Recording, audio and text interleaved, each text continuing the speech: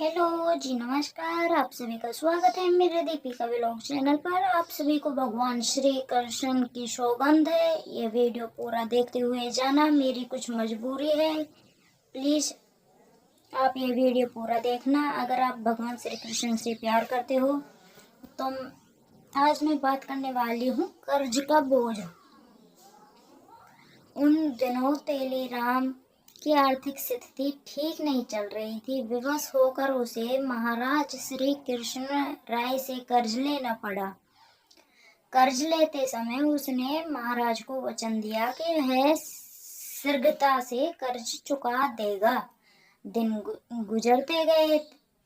तेनालीराम की आर्थिक स्थिति कुछ बेहतर अवश्य हुई, किंतु इतनी नहीं कि वह महाराज का कर्ज उतार सके। वह कर्ज को लेकर परेशान रहने लगा। उस परेशानी के दो हल थे।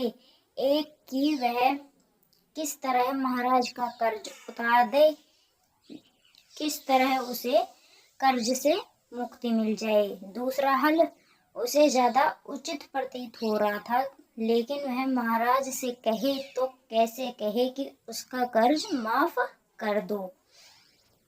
बहुत सोच समझकर उसने एक योजना बनाई और इस योजना में अपनी पत्नी को भी शामिल कर लिया।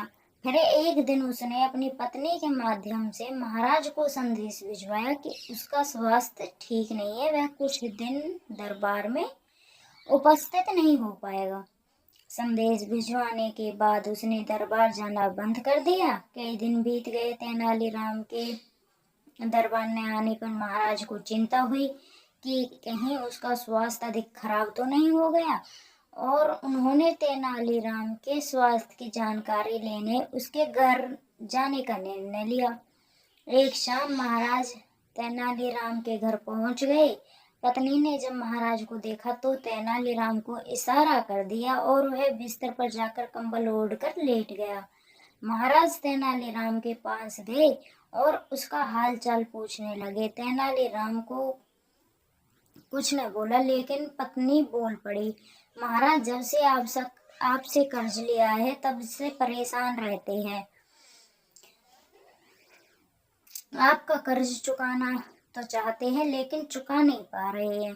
कर्ज के बोझ की चिंता इन्हें अंदर ही अंदर खाई जा रही है। इस कारण ये बीमार पड़ गए। अरे इतनी सी बात की इतनी बड़ी चिंता करने की क्या आवश्यकता थी? तेनालीराम से बोले, चलो मैं तुम्हारे कर्ज के बोझ से मुक्त करता हूँ। चिंता छोड़ो और स्वस्थ हो जाओ।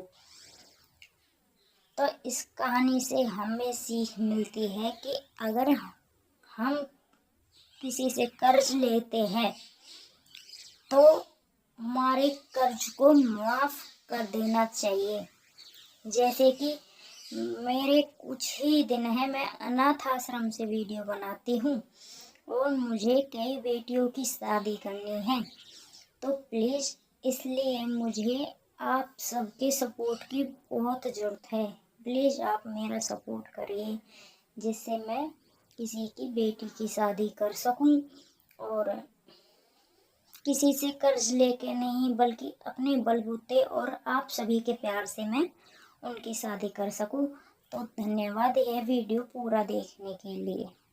आगे भी वीडियो आए तो उन्हें प्लीज़ देख